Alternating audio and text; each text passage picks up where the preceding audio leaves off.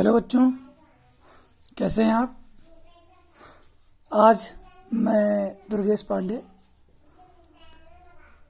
और ये है आपका प्यारा सा चैनल फिजिक्स इन एचआई। कह सकते हैं hard in simple way, hard in easy way, और ये भी कह सकते हैं कि physics in Hindi and English both languages. तो बात करते हैं हम लोग आज किसकी। आज हम लोग बात करेंगे electric field due to electric dipole and equatorial line, equatorial point पे हम लोग आज बात करेंगे किसकी। हम लोग आज बात करेंगे इलेक्ट्रिक फील्ड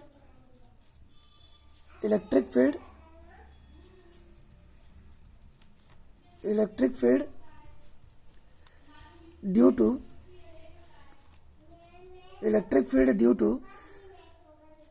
इलेक्ट्रिक डाइपोल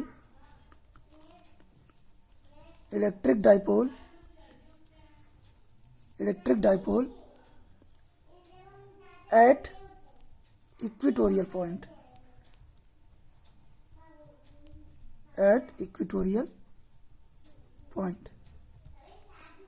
आज हम लोग इसके बारे में चर्चा करेंगे। आज का वीडियो इसी पे बनाया है मैंने आप लोगों के लिए। तो फिलहाल ध्यान दीजिएगा, ये इसका इंग्लिश वर्जन है, मैं इसका हिंदी वर्जन भी बनाऊंगा, लेकिन फिलहाल अभी इसका इंग्लिश मीडियम वर्जन देखते हैं। तो electric field due to electric dipole at equatorial point, इसके लिए हम लोगों को इलेक्ट्रिक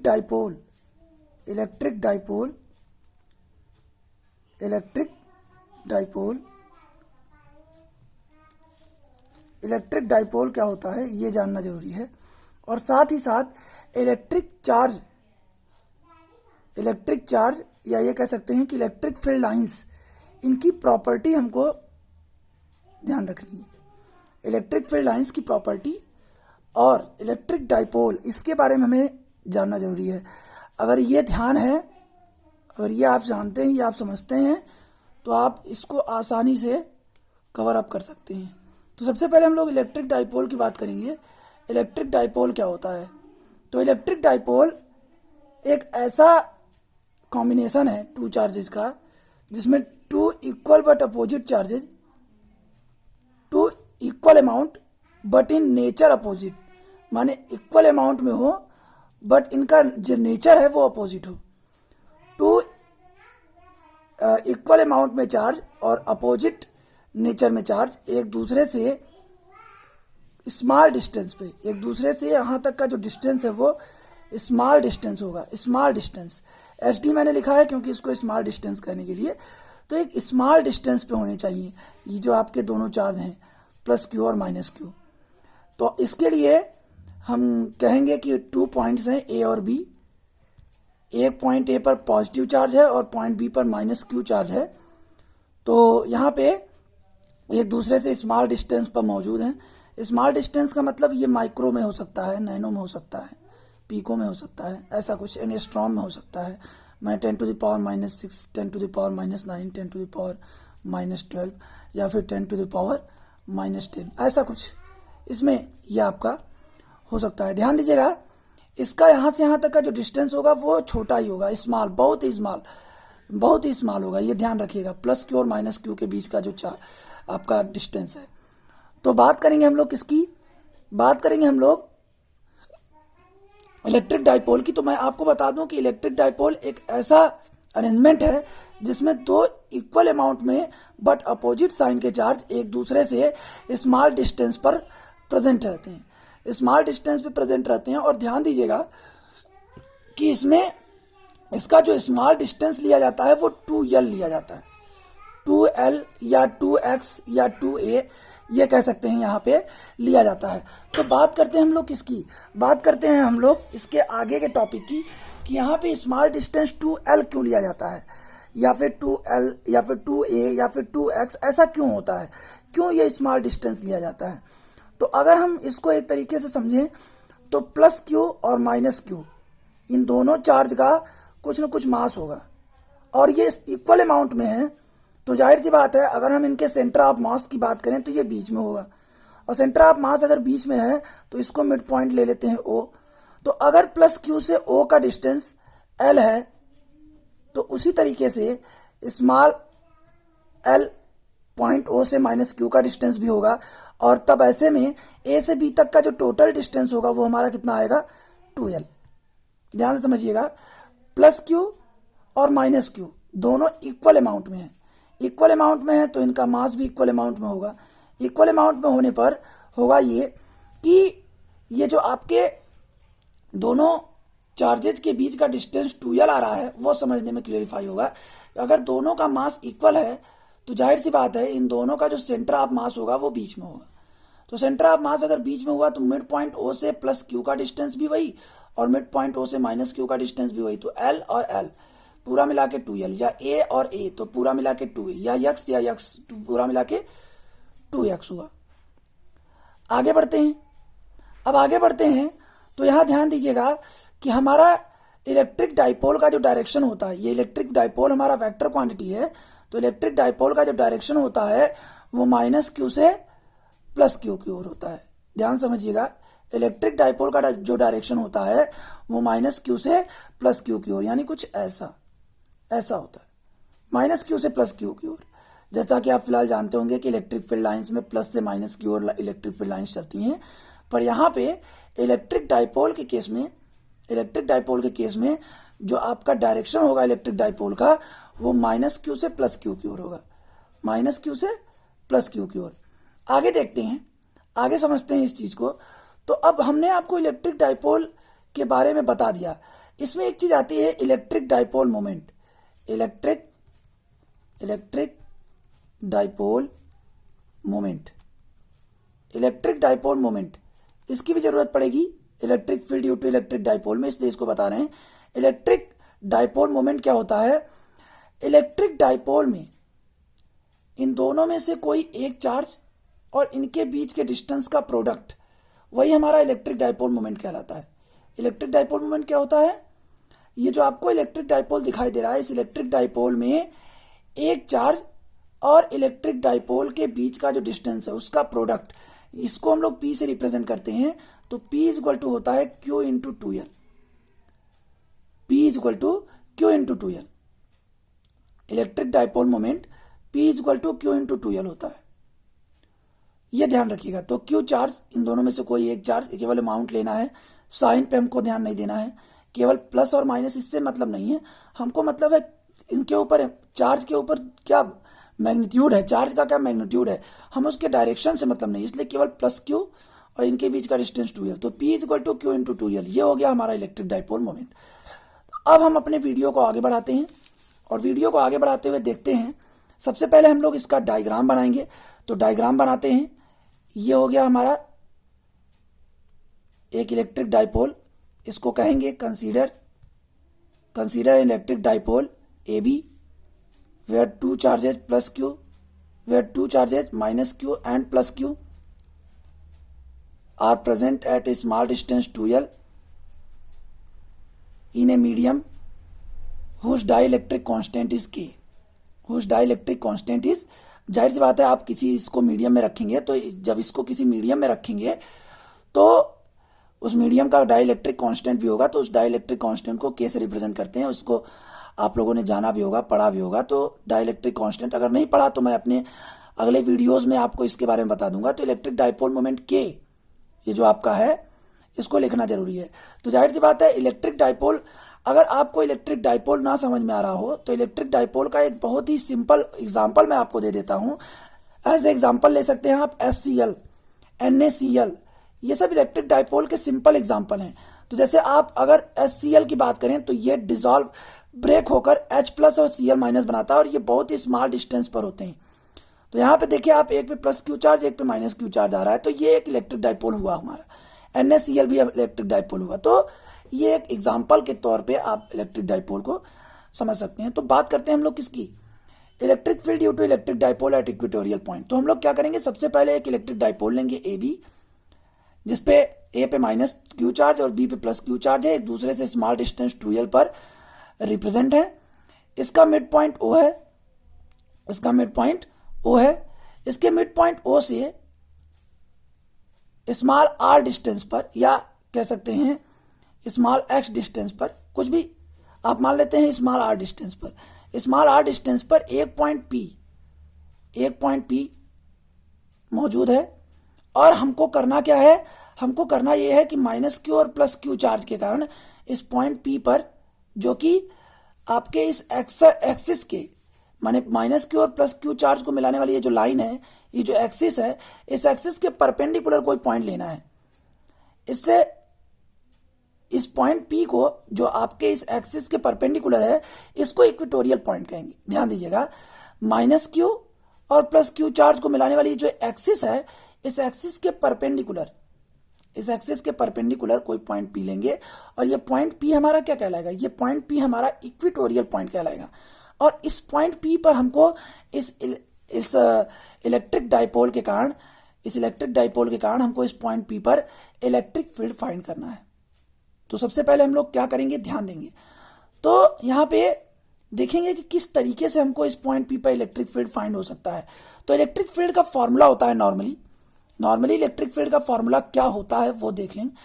नॉर्मली इलेक्ट्रिक फील्ड का फॉर्मूला होता है E is equal to 1/4πε0 K Q/r²। Point charge के कारण, किसके कारण, यहां लिखेंगे हम due to point charge, point charge के कारण इलेक्ट्रिक फील्ड का ये जो फॉर्मूला होता है वो होता है क्या, E is equal to 1/4πε0 Q/r²। तो यहाँ Q हमारा चार्ज है, 1/4πε0 ये आपका कूलम कांस्टेंट था, आप लोगों को मालूम होगा। K डाइलेक्ट्रिक कांस्टेंट है क्योंकि इसको हमने डाइलेक्ट्रिक मीडियम में रखा है, और ε0 हमारा जो है वो परमिटिविटी है, वैक्यूम आर एयर की परमिटिविटी, और ये जो आपका R है ये डिस्टेंस है। तो डिस्टेंस कहां तक का, उस पॉइंट का जिसपे हमको पॉइंट चार्ज के कारण इलेक्ट्रिक फील्ड फाइंड करनी है। तो अगर हम देखें, ये आपका इलेक्ट्रिक डाइपोल AB में दो पॉइंट चार्ज, एक माइनस क्यू और एक प्लस क्यू है। इस इलेक्ट्रिक डाइपोल AB में दो पॉइंट चार्ज, एक माइनस क्यू और एक प्लस क्यू है। तो अगर बात करें माइनस क्यू चार्ज की, तो due to minus Q charge, माने due to minus Q point P तक का डिस्टेंस, और due to plus Q point P तक का डिस्टेंस, ये हमें जानना जरूरी है। अगर ये डिस्टेंस हमें मालूम नहीं होंगे तो हम इस फॉर्मूले का यूज नहीं कर पाएंगे, क्योंकि हमको R चाहिए। हम R कौन सा लेंगे, उस पॉइंट P का हमको R डिस्टेंस चाहिए, जिसपे हमको इस पॉइंट चार्ज के कारण क्या चाहिए, इलेक्ट्रिक फील्ड। अब अगर माइनस क्यू के कारण इस पे electric field, due to minus Q point P पे इलेक्ट्रिक फील्ड, और due to plus Q P पे इलेक्ट्रिक फील्ड, ये दोनों अगर मिल जाए तो हम उसको ऐड करके या सबस्ट्रैक्ट जो भी होगा वहां पे हम अकॉर्डिंग टू कंडीशन लगा के इलेक्ट्रिक फील्ड टोटल फाइंड कर सकते हैं। तो सबसे पहले हमको डिस्टेंस चाहिए। तो डिस्टेंस के लिए प्लस क्यू से, आप जानते हैं जो प्लस क्यू चार्ज होगा, ध्यान दीजिएगा, मैं आपको इलेक्ट्रिक चार्ज की, इलेक्ट्रिक फील्ड लाइंस की एक प्रॉपर्टी बता रहा हूं कि जो प्लस क्यू चार्ज होगा, ये प्लस क्यू चार्ज है आपका, ये प्लस क्यू चार्ज जो होगा, प्लस के कारण electric field lines due to positive charge, अवैध चार्ज जाती हैं, माने electric field lines positive charge से अवे जाती हैं, और माइनस क्यू में electric field lines toward the charge होती हैं। पॉजिटिव चार्ज में अवैध चार्ज होती हैं और माइनस चार्ज में टुवर्ड द चार्ज होती हैं। ध्यान दीजिएगा, अगर इस पॉइंट P को हम लोग टेस्ट चार्ज कंसीडर करें, क्या करें, टेस्ट चार्ज कंसीडर करें। टेस्ट चार्ज हमने आपको बताया था बहुत ही स्मॉल चार्ज होता है, उसके ऊपर केवल पॉजिटिव चार्ज होता है। हम आपको बता दें, टेस्ट चार्ज बहुत ही निग्लिजिबल होता है, उसके ऊपर पॉजिटिव चार्ज होता है। और ध्यान दीजिएगा, इसको जिस इलेक्ट्रिक फील्ड में आप रखेंगे, जिस इलेक्ट्रिक फील्ड में आप प्लेस करेंगे, वो उसी इलेक्ट्रिक फील्ड के अकॉर्डिंग काम करने लगेगा। अगर पॉजिटिव में रखेंगे तो टुवर्ड द चार्ज जाएगा, और निगेटिव में रखेंगे तो पॉजिटिव में रखेंगे तो अवैध चार्ज जाएगा, और निगेटिव में रखेंगे तो टुवर्ड द चार्ज आएगा। तो पॉजिटिव चार्ज के कारण पॉइंट P पे इलेक्ट्रिक फील्ड लाइंस जो हैं वो कुछ ऐसी होंगी, देखते हैं, ऐसी, इसको हम लोग बनाते हैं इस तरीके से हमारा। तो देखिए यहां पे इलेक्ट्रिक फील्ड लाइंस आप देख रहे हैं, आप देख लेंगे कि इलेक्ट्रिक फील्ड लाइंस यहां पे जो हमारी हैं वो बाहर हैं। बाहर का मतलब अवैध चार्ज है। पॉजिटिव चार्ज से जो इलेक्ट्रिक फील्ड लाइंस चल रही हैं वो पॉइंट P से अवे, अवे हैं। बात समझ रहे हैं? इस पॉजिटिव चार्ज के कारण पॉइंट पी पे जो इलेक्ट्रिक फील्ड है वो अवे द चार्ज है, और पॉइंट पी पे इलेक्ट्रिक फील्ड माइनस क्यू के कारण टूवर्ड द चार्ज होगा। टूवर्ड द चार्ज का मतलब कुछ ऐसा इस तरीके से, तो टूवर्ड द चार्ज इस तरीके से ऐसे होगा। तो ये हो गया आपका E2। तो माइनस क्यू में इलेक्ट्रिक फील्ड लाइंस पी से अंदर आई और प्लस क्यू पे इलेक्ट्रिक फील्ड लाइंस बाहर गई, माने प्लस क्यू पे अवे और माइनस क्यू पे टूवर्ड। तो अब आगे बढ़ते हैं, अपने वीडियो को आगे बढ़ाते हैं। तो देखते हैं कि हमको प्लस क्यू से पॉइंट पी का डिस्टेंस चाहिए और पी से माइनस क्यू का डिस्टेंस चाहिए। तो हम इसको कंसीडर करते हैं कि ये x है, तो अब पी से ये माइनस क्यू का डिस्टेंस भी x होगा। इससे प्लस क्यू से पी का डिस्टेंस x, तो पी से माइनस क्यू का डिस्टेंस भी x। बात समझिए, ये एक इक्वेटोरियल ट्रायंगल है। तो यहां पे ये x और ये आपका 2l था ही। तो अगर मान लीजिए ये बात करें AOP की, तो AOP में देखिए XLR एक तरीके का आपको ट्रायंगल जो दिखाई दे रहा है वो कुछ हद तक एक जैसा ही दिखाई देगा। तो बात करते हैं आप P से माइनस क्यू तक की। तो P से माइनस क्यू तक का डिस्टेंस x लिया और प्लस क्यू से P तक का डिस्टेंस x लिया। तो बात करते हैं किसकी? बात करते हैं हम लोग आगे वीडियो को बढ़ाते हुए।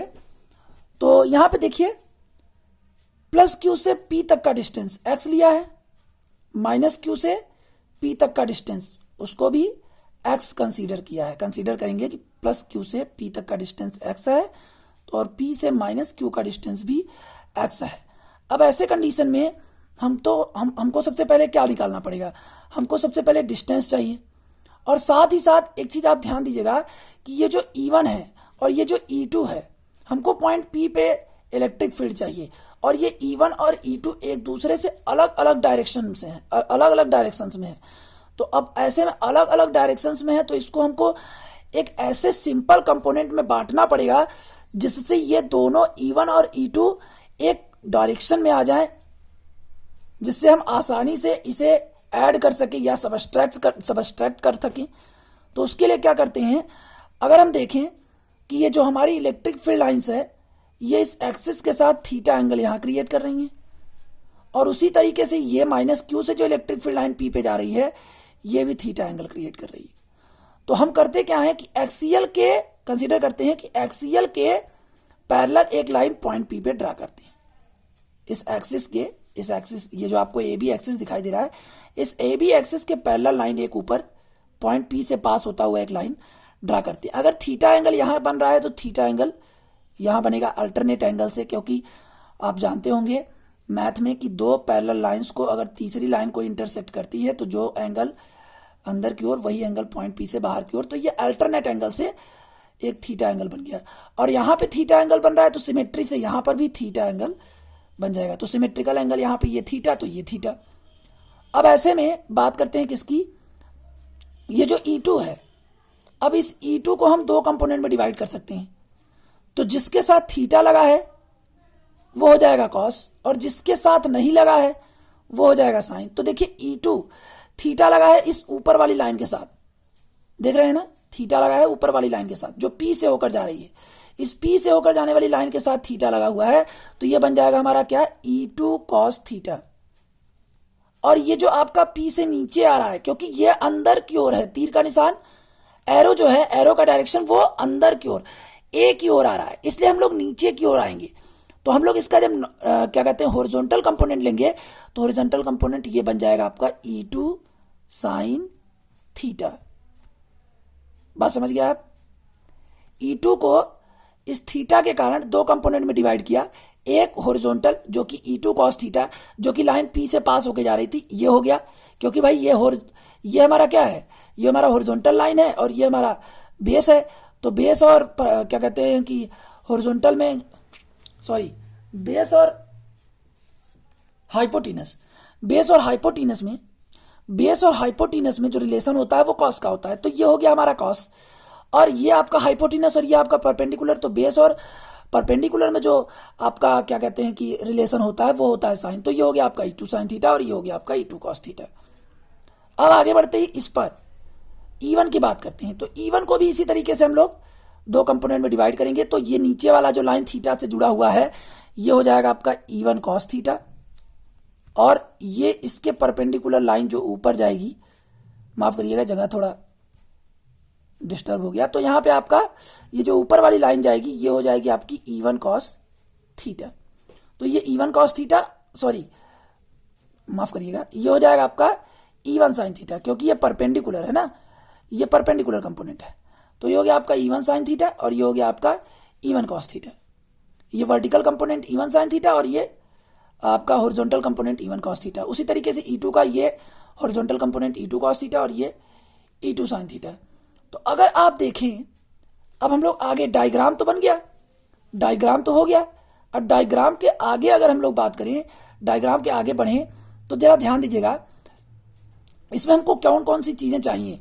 इसमें हमको चाहिए कॉस थीटा, इसमें हमको चाहिए एक्स, इसमें हमको चाहिए E1 व E2, E1 एंड E2, ये दो चीजें, इतनी चीजें हमको इसमें चाहिए ना। साइन भी, तो साइन की जरूरत नहीं पड़ेगी, क्यों नहीं पड़ेगी अभी थोड़ी देर बाद पता चलेगा।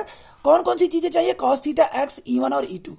तो हम सबसे पहले एक्स की बात कर लेते हैं, एक्स की बात कर लेते हैं। फॉर एक्स ना, क्या है फॉर एक्स, एक्स क्या है हमारा, डिस्टेंस है। तो डिस्टेंस को हम लोग सबसे पहले बात करते हैं डिस्टेंस की। तो डिस्टेंस कैसे हम लोग निकालेंगे, तो हम लोग लेते हैं क्या, सबसे पहले हम लोग यहाँ पे ट्रेंगल ले लेते हैं, एक ट्रेंगल ले लेते हैं। यहाँ पे देखिए आप ट्रेंगल AOP एक ट्रेंगल है, AOP एक ट्रेंगल आप देख रहे होंगे AOP। तो ट्रेंगल AOP, इन ट्रेंगल यहां लिख लीजिए, इन ट्रेंगल AOP क्या होगा, in triangle AOP cos theta, cos theta भी यहां से निकल जाएगा और एक्स भी निकल जाएगा। तो सबसे पहले एक्स निकालना था, सॉरी पहले एक्स देख लेते हैं। तो इन ट्रेंगल AOP क्या होगा, एक्स, एक्स क्या है देखिए, अगर बात करें तो ये हमारा थीटा, थीटा के सामने वाला परपेंडिकुलर, नीचे वाला ये बेस, और ये हमारा होगा क्या, हॉरिजॉन्टल माने हाइपोटीनस। तो ये हाइपोटीनस, ये बेस और ये परपेंडिकुलर। तो ये अगर हाइपोटीनस है तो आप लोग पाइथागोरस थ्योरम जानते हैं, by Pythagoras theorem, by Pythagoras theorem, Pythagoras theorem, Pythagoras theorem से क्या हो जाएगा, ये आपका, ये हो जाएगा आपका हाइपोटीनस का square is equal to base का स्क्वायर प्लस परपेंडिकुलर का स्क्वायर। तो हाइपोटीनस माने एक्स का स्क्वायर, तो बेस का स्क्वायर माने एल का स्क्वायर और परपेंडिकुलर माने आर स्क्वायर। तो एक्स इज इक्वल टू हो जाएगा रूट में R square plus L square. इसको आप लिख सकते हैं आर प्लस एल पूरे की होल पावर 1/2। अब होल पावर 1/2। अब हम बात करते हैं किसकी, अब हम लोग बात करते हैं कॉस थीटा की। तो cos theta is equal to triangle AOP में ही cos theta is equal to क्या होगा, cos theta is equal to होगा आपका, आप लोग जानते हैं cos theta is equal to क्या होता है, base upon hypotenuse, base upon hypotenuse. तो बेस अपॉन हाइपोटीनस, तो बेस की बात करते हैं, बेस क्या है हमारा, बेस है हमारा एल, और हाइपोटीनस क्या है हमारा, हाइपोटीनस है एक्स। तो यहां हो जाएगा आपका एल अपॉन एक्स की जगह क्या लिख सकते हैं, आर प्लस एल पूरे के माने whole power 1/2, L upon R plus L whole power 1/2। तो cos theta is equal to B by H is equal to L by X is equal to L upon X की जगह are plus L पूरे के power माने whole power 1/2। अब आगे बढ़ते हैं हम लोग, तो हमारे पास x आ गया, हमारे पास cos आ गया, अब बचा E1 और E2।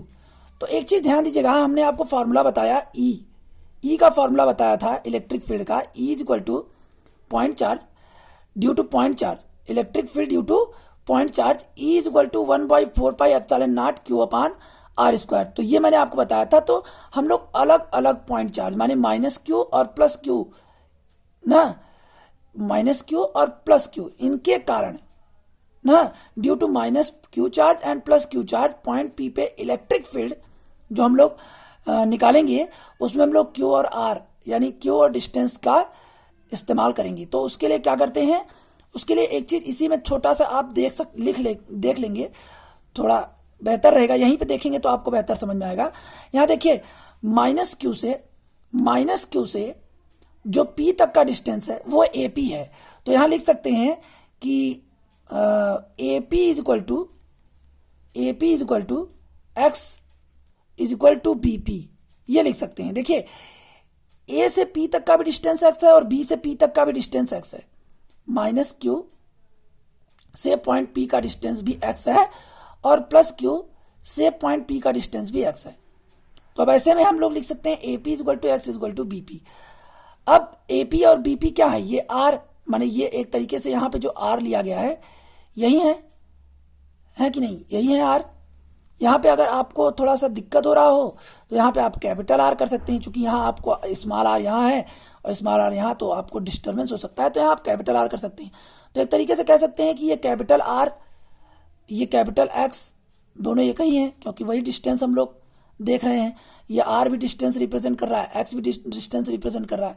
तो अब ऐसे में क्या करेंगे, अब ऐसे में हम लोग माइनस क्यू और प्लस क्यू के कारण पॉइंट पी पे जो इलेक्ट्रिक फील्ड है E1 और E2, प्लस क्यू के कारण E1 है और माइनस क्यू के कारण positive charge, due to positive charge point P पे इलेक्ट्रिक फील्ड E1 और due to minus charge point P पे इलेक्ट्रिक फील्ड E2, इसका हम लोग क्या करेंगे, वैल्यू लिखेंगे। तो देखते हैं यहाँ पे वैल्यू लिखते हैं, क्या वैल्यू लिखते हैं, तो बात करते हैं किसकी वैल्यू की।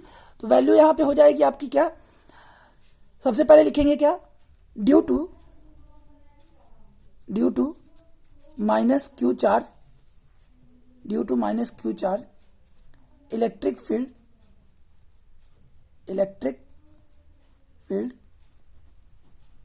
Field at point P, due to minus Q charge electric field at point P. क्या बन जाएगा ये आपका, यहाँ पे हो जाएगा माइनस क्यू के कारण क्या था, E2 is equal to E2 था, आप देख सकते हैं यहाँ पे फिर से माइनस क्यू के कारण क्या है, डिस्टेंस AP है, इलेक्ट्रिक फील्ड क्या है, E2 है, इसलिए यहाँ क्या लिखेंगे, E2 लिखेंगे। तो E2 इज इक्वल टू हो जाएगा आपका क्या, E2 is equal to 1/4 pi epsilon naught K, फिर आपका क्या हो जाएगा Q, फिर आपका डिस्टेंस था, यहाँ फॉर्मूले में देख सकते हैं E is equal to 1/4 pi epsilon naught K Q upon R square. तो R यहाँ पे क्या है, R यहाँ पे डिस्टेंस आपका AP है, तो यहाँ पे आप क्या लिख सकते हैं, AP का स्क्वायर, तो यहाँ AP का स्क्वायर लिख लीजिए, हो गया। फिर उसके बाद ये तो हो गया E2 की वैल्यू। अब due to plus Q charge, इसी तरीके से electric field at point P, तो E1 इज इक्वल टू लिखेंगे क्योंकि वहां E1 था, तो E1 इज इक्वल टू हो जाएगा आपका 1/4 pi epsilon naught K Q अपान, देखिए आप इसकी डिस्टेंस क्या है, B से P है, तो यहाँ लिखेंगे क्या हम लोग, BP का स्क्वायर। देखिए आप यहाँ पे E1 यही है, इसका प्लस Q से पॉइंट P का डिस्टेंस कितना है, B यहाँ P यहाँ, तो BP हुआ, तो इसलिए हम लोगों ने क्या लिखा है यहाँ पे हम लोगों ने लिखा BP का square. E2 is equal to 1/4 pi epsilon naught Q upon AP square, minus Q के कारण पॉइंट P पे इलेक्ट्रिक फील्ड, और E1 is equal to 1/4 pi epsilon naught Q upon BP square plus Q के कारण point P पे electric field. तो हमारे पास E1 और E2 आ गए, और जैसा कि आप लोगों को मैंने अभी इसके पहले लिखा था कि AP is equal to BP, तो अब देख सकते हैं आप कि BP और AP Q 1/4 pi epsilon not 1/4 pi epsilon not सब एक दूसरे के इक्वल है, क्योंकि BP AP के इक्वल है, तो अगर यहाँ AP रख देंगे तो ये पूरा टर्म इस टर्म के इक्वल हो जाएगा। भाई BP AP के इक्वल है, देखिए BP आपका AP के इक्वल है, तो अगर इस BP की जगह AP लिख दें तो ये पूरा टर्म इस टर्म के इक्वल हो जाएगा। तो यहाँ क्या लिख सकते हैं, यहाँ अगर इसको ऐसे लिख दें AP is equal to BP, तो यहाँ पे हो जाएगा आपका क्या, E1 is equal to E2, then क्या हो जाएगा, E1 is equal to E2। अब E1 is equal to E2 आ गया, अब बात करते हैं किसकी, E1 E2 हो गया, X हो गया, कास हो गया। अब हम लोग पॉइंट P पे इलेक्ट्रिक फील्ड की बात करते हैं, तो जरा हम लोग फिर से फिगर पे एक बार ध्यान देते हैं। देखिए पॉइंट P पे E2 का जो वर्टिकल कंपोनेंट था वो E2 sine theta, point P पे E1 का जो वर्टिकल कंपोनेंट था वो E1 साइन थीटा। आप जानते हैं E1 और E2 एक दूसरे के अपोजिट डायरेक्शन में है, तो पॉइंट P पर टोटल यानी नेट इलेक्ट्रिक फील्ड क्या होगा, पॉइंट पी पे नेट इलेक्ट्रिक फील्ड हम लोगों का देखिए एक ऊपर है और एक नीचे है, अपोजिट डायरेक्शन में है, दोनों अपोजिट डायरेक्शन में, ये ऊपर और ये नीचे दोनों अपोजिट डायरेक्शन में है, तो नेट इलेक्ट्रिक फील्ड क्या होगा, जाहिर सी बात है माइनस हो जाएगा, तो हम लोग माइनस कर देते हैं। तो यहां पे क्या हो जाएगा, for vertical component, for vertical components at point P, यहां हो जाएगा क्या, E net is equals to E2 sine theta minus E1 sine theta. और जैसा कि आप देख रहे हैं यहां ऊपर लिखा है, ऊपर ये लिखा गया है, then E1 is equal to E2। अगर E1 is equal to E2 है तो वैल्यू अगर रख दें हम तो E1 sine theta minus E1 sine theta, और ये दोनों कैंसिल होकर क्या आएंगे, जीरो। यानी vertical component, for vertical component eight point P electric field, net electric field क्या हुआ, जीरो हुआ। तो वर्टिकल कंपोनेंट का काम खत्म। अब हमारे पास क्या बचा, हॉरिजॉन्टल कंपोनेंट। तो फॉर हॉरिजॉन्टल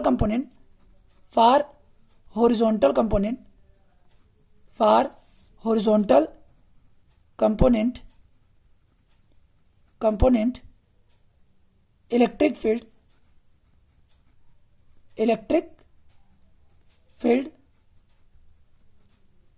नेट, यहां नेट लिख लीजिए, net electric field at point P क्या होगा, देखिए जरा सा यहां पे फिगर आप देखिए, फिगर में आप देखेंगे E1 और E2 साइन थीटा, ये आपका E2 साइन थीटा था, यहां ये आपका E2 साइन थीटा था, और ये आपका E1 साइन थीटा था। तो E1 साइन थीटा और E2 साइन थीटा का डायरेक्शन एक दूसरे के अपोजिट था, इसलिए पॉइंट पी पे हम लोग इलेक्ट्रिक फील्ड माइनस कर दिया हम लोगों ने।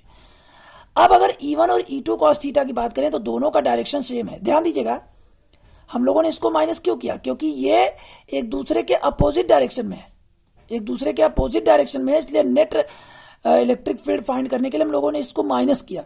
अगर ये तो फिलहाल वेक्टर क्वांटिटी है, इलेक्ट्रिक फील्ड हमारी वेक्टर क्वांटिटी है, तो इलेक्ट्रिक फील्ड वेक्टर क्वांटिटी है, तो रिजल्टेंट फाइंड करने के लिए हमको क्या करना पड़ेगा, डायरेक्शन अपोजिट है तो माइनस करना पड़ेगा।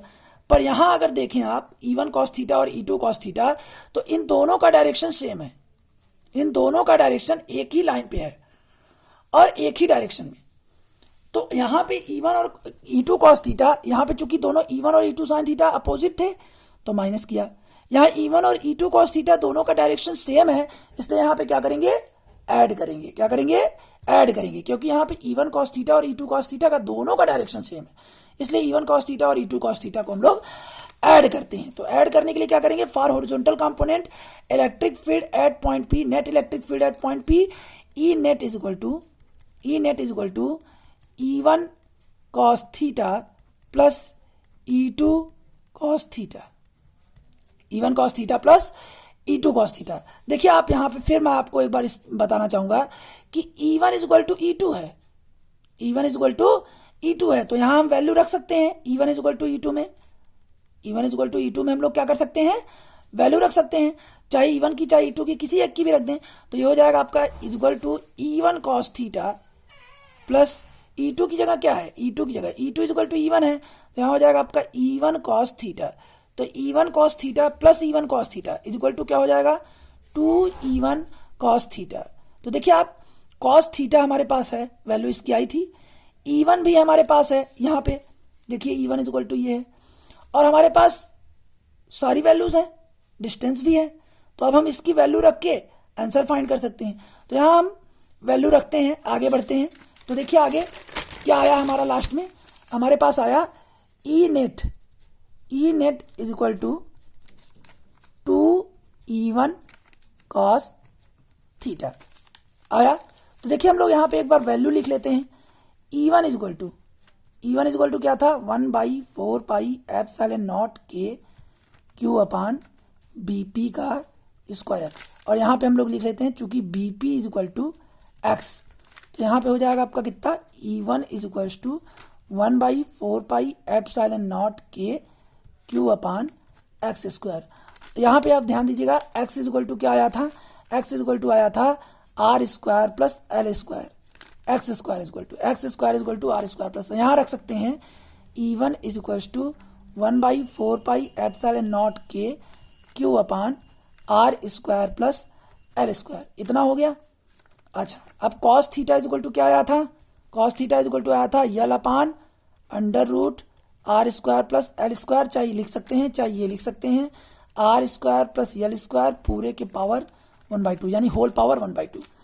तो L upon under root R square plus L square is equal to, इसको ऐसे भी लिख सकते हैं। तो कॉस थीटा की वैल्यू ये रही और E1 की वैल्यू ये, E1 की वैल्यू ये रही और कॉस थीटा की वैल्यू ये रही। तो E1 और कॉस थीटा की वैल्यू आ गई, अब यहाँ रख सकते हैं, यहाँ रखने पे हमारा काम हो जाएगा। तो आगे बढ़ते हैं, टॉपिक को आगे बढ़ाते हैं। तो आगे लिखते क्या है, देखिए E net is equal to, E net is equal to, यहां से हम लोग उठाएंगे E net is equal to 2, E1 की वैल्यू रखेंगे, E1 की वैल्यू क्या है 1/4 पाई एप्सिलॉन नॉट के, फिर Q upon R square plus L square हो गया, फिर इनटू कॉस थीटा है, तो कॉस थीटा की वैल्यू क्या रखेंगे, कॉस थीटा की वैल्यू हम लोग रखेंगे L upon R square plus L square पूरे के माने होल पावर 1/2। तो यहाँ पे होल पावर 1 कर लीजिए, बेहतर रहेगा। तो यहाँ पे हो जाएगा आपका क्या आगे is equals to 1/4 pi epsilon naught के इंटू क्यू इंटू 2 को इसके साथ मल्टीप्लाई करेंगे तो 2l अपान, यहाँ 1 है यहाँ 1/2 है, इसका देखिए यहाँ पे ध्यान से देखिए, यहाँ पे 1 है यहाँ पे 1/2 है। तो जब प्रोडक्ट होता है ना पावर का, जब पावर्स में क्या कहते हैं कोई क्वांटिटी हो और उसका जब प्रोडक्ट करते हैं तो जो टर्म है पावर्स हैं वो ऐड हो जाती हैं। तो यहाँ हो जाएगा आपका क्या R square plus L square 1 plus 1/2। तो ये हो जाएगा आपका क्या 1/4 पाई एप्सिलॉन नॉट के, फिर Q into 2l upon R square plus L square whole power 1 3/2, 2 1 जा 2 और 1 3/2 हो गया। अब आगे बढ़ते हैं। अब देखिए जरा सा, आपको मैंने पीछे बताया भी था electric dipole moment, electric dipole moment P is equal to क्या था Q इंटू 2l, यही था। यहाँ पे क्या आया है Q इंटू 2l, तो क्या इसकी जगह पे हम लोग P रख सकते हैं, बिल्कुल रख सकते हैं। तो यहाँ हो जाएगा आपका E is equal to 1/4 pi epsilon naught के P upon R square plus L square पूरे के माने होल पावर 3/2। ध्यान से समझिएगा, Q इंटू 2l हम लोग इसके वैल्यू पुट कर सकते हैं, Q इंटू 2l की जगह P प्लेस कर सकते हैं, बिल्कुल कर सकते हैं, क्योंकि ये इलेक्ट्रिक डाइपोल मोमेंट है और इसका फॉर्मूला ये है। तो Q इंटू 2l की जगह हम लोगों ने क्या लिखा, P लिखा। समझ गए, समझ गए आप लोग, एकदम कोई दिक्कत नहीं है, बोरियत तो नहीं हो रहा है। तो देखिए आगे Q into 2l, Q into 2l is equal to P, तो हम लोग Q इंटू 2l की जगह P लिख दिए, R square plus L square की होल पावर 3/2, इतना हो गया। अब आगे बढ़ते हैं, आगे बढ़ते हैं हम लोग क्या, एक चीज इसमें आपको लिखना पड़ेगा, L is much smaller than R। ध्यान से समझिएगा, मैंने आपको पहले ही बताया था कि इलेक्ट्रिक डाइपोल में जो चार्जेज होते हैं इनके बीच का जो डिस्टेंस होता है 2l वो बहुत ही स्मॉल होता है। मैंने आपको बताया था माइक्रो में, नैनो में या पीको में। तो जाहिर सी बात है जो आप पॉइंट P लेंगे इससे कुछ डिस्टेंस पर, उससे तो ये बेहद निग्लिजिबल होगा ही होगा। तो ऐसे कंडीशन में L is much smaller than R, L is much smaller than R। क्यों, क्योंकि अगर मैं बात करूं 0.1 में 0.1 के प्रोडक्ट की तो इसकी वैल्यू आएगी 0.01 और ये वैल्यू 0.1 से भी छोटी है। तो अगर यहाँ पे इस वैल्यू का स्क्वायर किया जाए तो ये वैल्यू और छोटी आएगी और इतनी छोटी वैल्यूज को हम लोग निग्लिजिबल कर देते हैं। तो ये टर्म हमारा निग्लिजिबल हो गया, तो बचा हमारा केवल ये टर्म। तो हम लोग इसको क्या लिखेंगे, हम लोग इसको लिखेंगे E is equals to 1/4 pi epsilon naught के P upon R square whole power 3/2। तो ये 2 से ये 2 कैंसिल हो गया, तो E is equals to 1/4 pi epsilon naught के P अपॉन आर क्यूब। ये है आपका किसका formula, electric field due to electric dipole at equatorial point. E is equal to 1/4 pi epsilon naught के P अपॉन आर क्यूब, ये formula हमारा आया। E is equal to 1/4 pi epsilon naught के P upon r cube, ये किसका formula है, electric field due to electric dipole at equatorial point. और इसी के साथ आज का आपका ये लेक्चर समाप्त होता है, एंड होता है। और अगर कोई चीज़ आपको समझ में ना आई हो तो उसके लिए आप मेरे कॉन्टैक्ट नंबर पर फ़ोन करके मुझसे बात कर सकते हैं। धन्यवाद।